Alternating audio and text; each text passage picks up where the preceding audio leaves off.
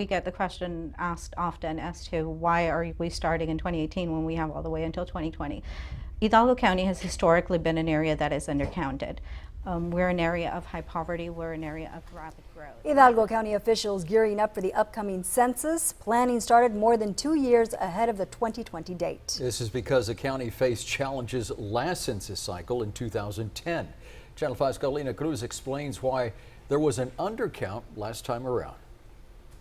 Yeah, so the census is built to help distribute funds to communities for a 10-year span. It's estimated more than $60 billion are distributed annually nationwide.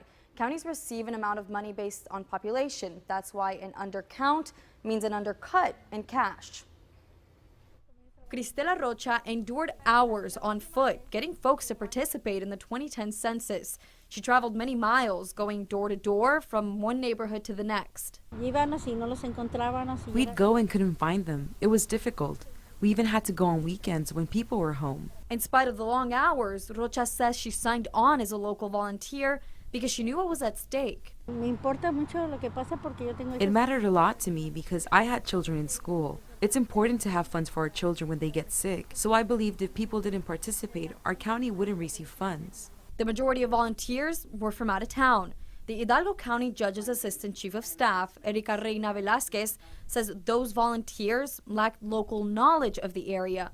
This created problem number one. We have a very large rural community. We have over 250,000 people living outside of our cities, just in the rural areas of the county.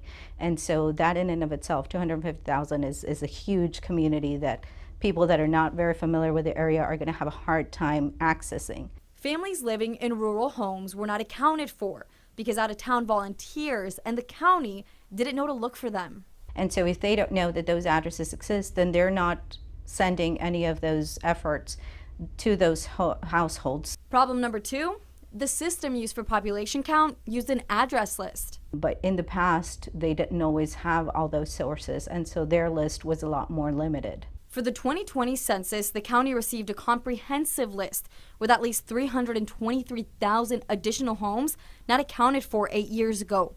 Problem number three comes in the form of a community with reservations. People were scared to register. It was tough.